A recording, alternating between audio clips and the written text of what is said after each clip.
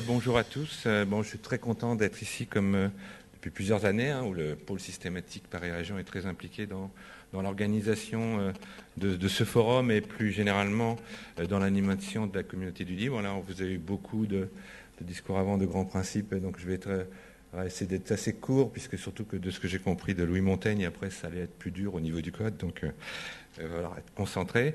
En introduction, je voudrais vraiment remercier, parce que c'est beaucoup, mais le travail de fond qui a été fait sur ce programme qui est très très riche.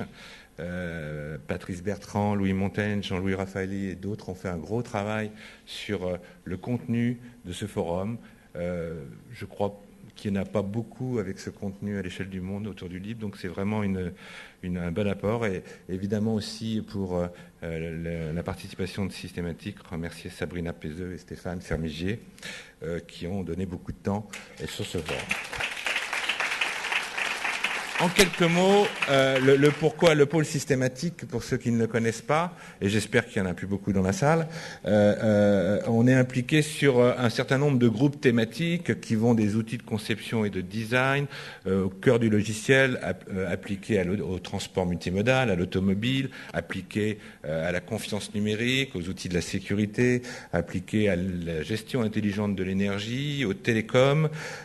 Et donc, il y a un groupe thématique très fort sur le logiciel libre qui se nourrit de ces thématiques-là et qui aussi les nourrit, parce que aujourd'hui, dans le pôle systématique, ce qui est très impressionnant, c'est que non seulement il y a la dynamique de ce groupe thématique, je vais en parler après, mais il y a la manière dont cette culture intègre les autres thématiques. La gestion intelligente de l'énergie, par exemple, profite de toute cette dynamique, et même, pas simplement sur l'aspect technologique du livre, même sur la culture, et je suis assez d'accord avec ce qui a été dit par Jean-Louis Messica sur la bonne évolution au niveau de l'innovation qui est apportée par le logiciel libre. Alors, qu'est-ce qui est fait au sein de Systématique autour du logiciel libre? D'abord, c'est un groupe qui est présidé par Stéphane Fermigier avec Roberto Di Cosmo comme vice-président. La première activité, c'est vraiment l'animation de l'écosystème, et il est extrêmement important, puissant et agile en Île-de-France, de faciliter le partage des bonnes pratiques et d'adresser un grand nombre de segments, pas simplement industriels, mais aussi éducatifs, et puis de faciliter l'émergence de toutes les briques élémentaires du logiciel libre, parce on parle beaucoup, et c'est très bien, des entreprises dynamiques qui émergent et qui grandissent au sein du libre, et dans Systématique, on en a beaucoup, on est très fiers d'elles, notamment des championnes du pôle passé, mais à venir, donc ça c'est très important. Mais ce qui est aussi très important, qui est moins visible pour les grandes entreprises, c'est qu'il y a de plus en plus d'utilisation du libre au sein des lignes de code des grandes entreprises, parce que c'est une, je dirais, flexibilité en regard de solutions propriétaires, mais c'est surtout une connexion à un immense cerveau distribué qui procure une agilité et une capacité d'innovation sans équivalent.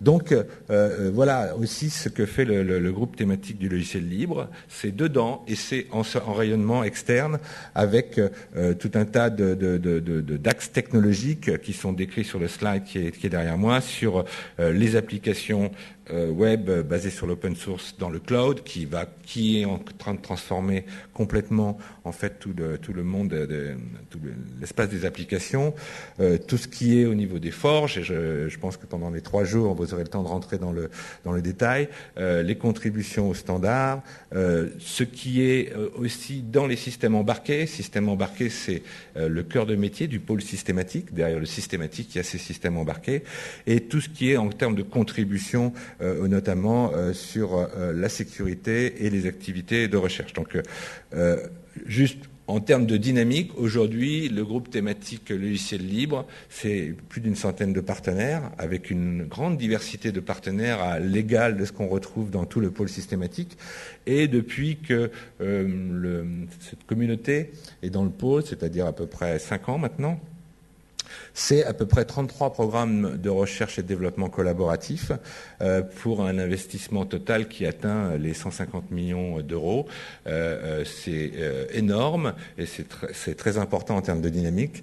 L'ordre de grandeur, dans tous les pôles de projets de R&D du pôle systématique, on est maintenant à 1,8 milliard, donc c'est devenu une grosse structure avec une capacité de production de produits, d'entreprises, puisqu'il y a beaucoup d'entreprises qui émergent du pôle, et puis surtout de création d'emplois d'une manière assez impressionnante, notamment, je dois dire, dans la communauté du libre.